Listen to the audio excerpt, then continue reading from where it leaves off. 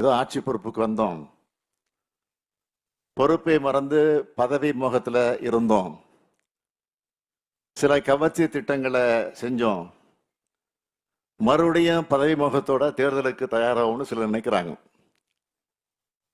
ஆனா எங்களுடைய அடிப்படைய பதவி அல்ல, பொறுப்பு தான். அதிகாரம் என்பது சாமானியனுக்காக போராடுவது. இன்னைக்கு தாய் மாணவர் திட்டத்தோட ஒரு பகுதியா இந்த அன்பு கரங்கள் திட்டத்தை தொடங்கி வச்சிருக்கிறோம். இதனால 6082 குழந்தைகளுக்கு மாதந்தோறும் 2000 ரூபாய் வழங்க போறோம். என்ன வாக்கரசியல் பண்றதா? காலையிலே பள்ளிக்கு பசியோட வர குழந்தையோட வேதனையை பார்த்தேன். காலை உணவு திட்டத்தை உருவாக்கினேன்.